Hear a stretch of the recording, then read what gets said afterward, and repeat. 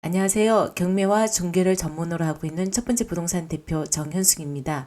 오늘 물건은요, 금액도 괜찮고, 그리고 이게 확실하게 돈이 나오는 것이기 때문에 소개해 드리려고 하는데요. 이미 낙찰은 되었습니다.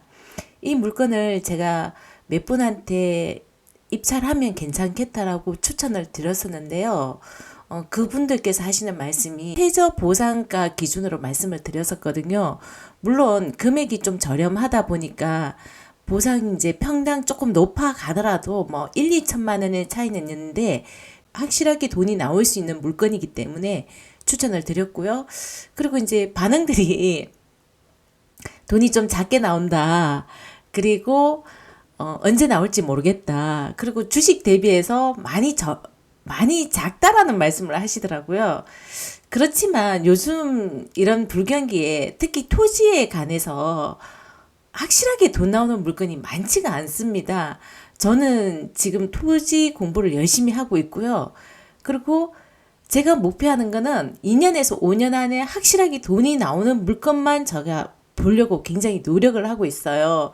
그래서 그런 물건들을 일일이 다 추천하지는 못하지만은 몇 개는 찾았는데 대부분 2차 내지는 3차 제가 좀 더 최대 마진을 먹으려고 하는데 거의 한두 명 잘 알려지지 않은 것 같아요. 그런 분들이 낙찰을 받아가시는데요. 물건 한번 보도록 하겠습니다. 2022 타경의 105284이고요. 경기도 의왕시 초평동 174번지입니다. 물건 종별은 농지이고요. 토지 면적은 49.91평, 50평 정도밖에 안 됩니다. 그리고 감정가는 7,900만 원이고요. 최저가 두 번째에 낙찰이 됐는데요. 6,300만 원입니다. 1등 낙찰 금액이 6,700만 원이고요. 매각 물건 현황 보도록 하겠습니다. 이게 왜 맹지기도 하고 평수도 작은데 6,700만 원에 낙찰되는지 이제 내용을 한번 읽어보도록 하겠습니다. 토지를 이렇게 보시면은 초평동 174번지고요. 가밀 억제 권역이고 공공주택 지구입니다. 그리고 가장 사람들이 어려워하는 부분이 개발 제한 구역인데요. 개발 제한 구역이고요. 그래서 감정가가 거의 8천만 원을 나는데 사실 50평에 8천만 원 정도면 정말 작은 금액 아니거든요. 한 평당 거의 200만 원 정도. 그것도 농지고요. 맹지입니다.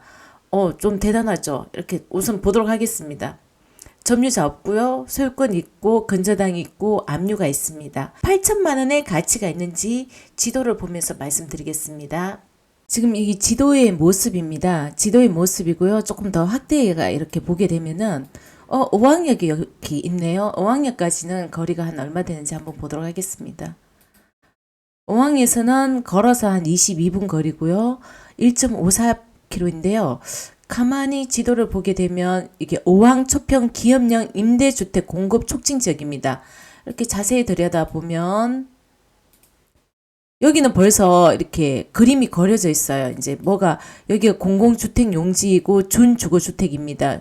그리고 여기가 일반 주거지역이고요. 단독주택 용지가 있고 초등학교가 있습니다. 그리고 여기는 어떻게 그림이 그려져 있냐면은 이렇게 보시면 의왕 군포 안산 공공주택지구라고 23년도 8월 달에 여기가 공고가 났어요. 그래서 요즘 이게 수도권 같은 경우에는 공고 나고 난 다음에 막 수용가 좀 올려달라고 이렇게 현수막 붙여져 있는데요. 그거는 이미 이제 감정가가 나온 상태예요. 나온 상태인데 그 안에 계시는 지주분이 그 금액대로 만족을 못하기 때문에 그런 어떤 이렇게 항의나 시위를 하는 거고요. 웬만하면은 그 보상가가 어느 정도는 정해져 있습니다. 제가 듣기로는 그 왕숙 1지구 같은 경우에는 부산가가 이런 농지 같은 경우에는 한 150에서 170 정도가 되었고요.